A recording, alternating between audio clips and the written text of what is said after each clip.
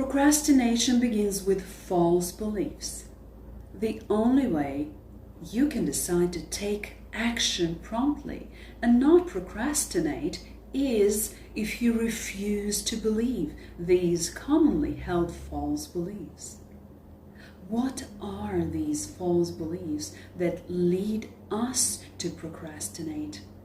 Let's explore them together and see if you can identify the reason or the group of reasons why you procrastinate. Some of the false beliefs are: procrastinating reduces my stress. Many people feel relief when they put off a task. That feeling of relief is very reinforcing, and the procrastinator learns that by putting off tasks, they can avoid feeling stress and instead feel relief. They come to believe that procrastination reduces stress. But actually, procrastinating increases stress. That's right. Procrastination increases stress. The unfinished task hangs over your head, and it becomes difficult to fully relax, knowing that you have something important to do. Secondly, as you put off one task, another surfaces, and then another, and soon you have 3, 4, or 5 tasks to complete, and only a limited amount of time to complete them. What is the result? You become overwhelmed and stressed out. Another belief: the task is too difficult for me. Some people procrastinate because they believe the task at hand is too difficult. Most tasks are not as difficult as we imagine, and putting them off certainly won't make them any easier. In fact, putting off tasks make them harder because now there's time pressure. Think about it. What's easier, winning a basketball game when you're 10 points behind with 2 minutes to go, or 10 minutes to go? Starting is what is difficult. Once you get into it, you will be fine. Another false belief: I work better under pressure. Some procrastinators love the adrenaline rush, and they believe they operate better when their backs are to the wall. This may be true for a small percentage of people, but typically, this is a false belief. Urgency and pressure are not needed to do a job well. This is just what you've been telling yourself for years. It's ingrained in your brain, but it is not true. People do a better job when they give themselves the proper amount of time. You just don't know this because you haven't tried it.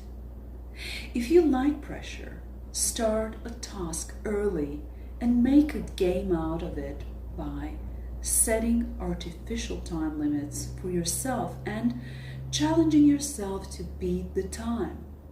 Once you've completed the task early, you'll have plenty of time to improve on it if you need to. Another false belief: I've got plenty of time. Some people procrastinate because they believe they have more time than they really do. This is the result of faulty perception, and it often gets people into big trouble. If you can identify with this false belief, then your imagination has been tricking you. The fact is, you don't have plenty of time. Don't fall for it. The sooner you start, the sooner you'll finish. Then you'll have plenty of time to do the things you enjoy. Another false belief: I'm going to fail fear of failure is a very common cause of procrastination. If you believe you will fail, then I can certainly understand why you put off starting tasks. But again, this is another false belief. Most people with a fear of failure try so hard. Look back over your life and try to identify just how many times you have failed. Usually, failure occurs when a task is either avoided completely or put off past the point of no return. In other words, when there is no longer enough time to do a good job. Another false belief: it must be perfect. Oftentimes, procrastination and perfectionism go hand in hand. When the need to be perfect is too strong, it can cause you to procrastinate for fear of not being able to meet your own high expectations. Perfectionists sometimes believe falsely that it is better to give a half-hearted effort and maintain the belief that they could have been incredible than to give a full effort and risk mediocrity. They maintain the false belief that they could have excelled if they tried harder, had more time, had better resources, or any number of other false excuses.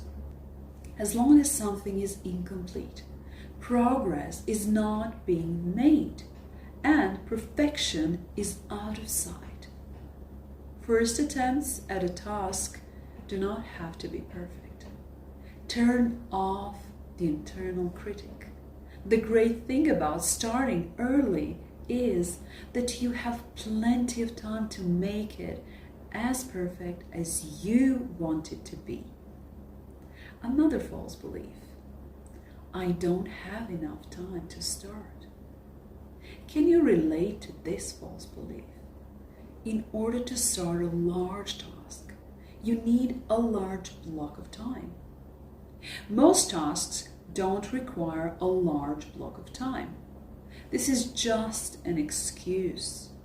But even if a task is time-consuming, like painting a room, breaking it up into smaller steps can make the task feel more manageable. The key, once again, it's simply to start. Sometimes the reason why we procrastinate is that we fear judgment of other people. We fear that if we fail at something, that we will be judged by others and rejected. That's why you procrastinate. If you suffer a trauma, you may start avoiding crowded places. And this avoidance is a negative coping mechanism that will make you more likely to postpone or avoid altogether tasks and activities that require you to be in public. It is worth mentioning, however, that procrastination is not specific to PTSD, which means that not all persons who experience a traumatic event or suffer from PTSD will become chronic procrastinators. Symptoms of PTSD and some dysfunctional coping mechanisms can lead to or worsen procrastination. Procrastination can be a dysfunctional coping mechanism that PTSD sufferers use to manage their emotions and deal with their symptoms. Symptoms of PTSD and some dysfunctional coping mechanisms can lead to or worsen procrastination. Procrastination can be a dysfunctional coping mechanism that PTSD sufferers use to manage their emotions and deal with their symptoms. For example, Avoiding an activity that you consider unpleasant, like attending a job meeting, can be a coping mechanism that you use to avoid triggering unpleasant thoughts, emotions, or memories of the traumatic event. This coping mechanism can take on a life of its own and prevent you from living a normal and fulfilling life. Other negative coping responses, often associated with trauma and PTSD, are addictions and substance abuse, compulsive behavior like gambling, avoiding people, hypervigilance, anger and violence, reckless behavior. Complex PTSD and procrastination. Well, typical PTSD occurs when you experience one traumatic event, such as rape, or physical assault, or a car accident. Complex PTSD, on the other hand, is caused by long-term and repeated traumas, such as domestic violence or child abuse.